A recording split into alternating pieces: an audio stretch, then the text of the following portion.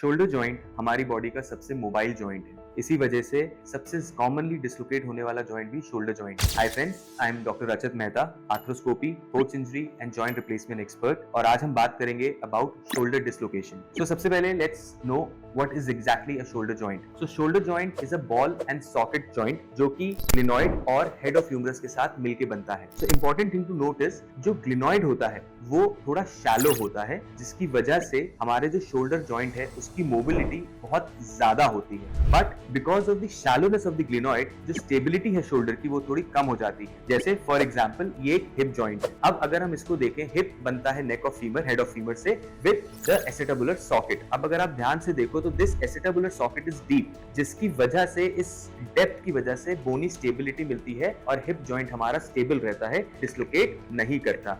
लेकिन अगर हम इस शोल्डर जॉइंट की बात करें तो हमारा ग्लिनॉइड काफी शैलो रहता है एंड जो ह्यूमरल हेड है has a very high probability to get dislocated, जिसकी वजह से there is a structure called the labrum, जो कि क्या करता है, हमारे ग्लिनॉइड की डेप्थ को बढ़ा देता है. Now since it increases the depth, what it does is कि मूवमेंट या मोबिलिटी को तो इफेक्ट नहीं करता, but it provides an extra stability to the shoulder so that इतना इजीली शोल्डर डिस्लोकेट ना हो. Now shoulder dislocation can occur because of fallen outstretched hand, road traffic accident, gym injury, sports injury, overhead abduction etcetera, जिसकी वजह से shoulder can dislocate.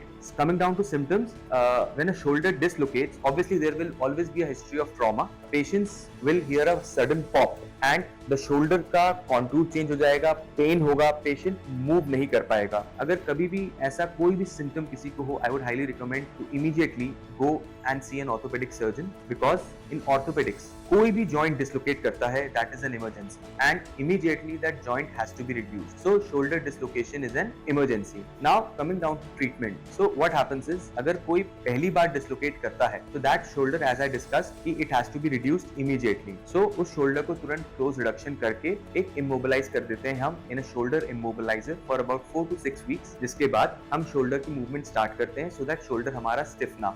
Now there are patients who come with recurrent shoulder dislocation. कि doctor साहब मेरा कंधा आज से 6 साल 7 साल पहले उतर गया था और तब से लेके आज तक करीबन 10 से 12 बार डिस्लोकेट कर जाता है एंड मुझे हाथ ऊपर ले जाने में, बॉल थ्रो करने में डर लगता है, ऐसा लगता है कि मेरा कंधा वापस डिस्लोकेट कर जाएगा, कंधे में स्ट्रेंथ नहीं फील होती. सो ऐसे केसेस में व्हाट हैपेंस इज कि ये जो लेब्रम है इट गेट्स टॉर्न ऑफ, जिसकी वजह से जो हमने पहले ही डिस्कस करा है कि लेब्रम डेप्थ ऐड करता है, जिसकी वजह से शोल्डर को स्टेबिलिटी मिलती है. बट अगर आपका शोल्डर बार बार डिस्लोकेट कर रहा है तो ये जो लेब्रम है ये फट जाता है, it gets torn off from the glenoid margin. So इसके लिए we need to get an MRI done, CT scan done, and अगर ये labral tear है and there is not much of bone loss, तो हम arthroscopically, that is दूरबीन की मदद से we can go inside the joint and stitch back the torn labrum to the glenoid, जिसके बाद we can get the desired stability of the shoulder joint. Now there are certain cases जिसमें labral की quality बहुत ही poor होती है,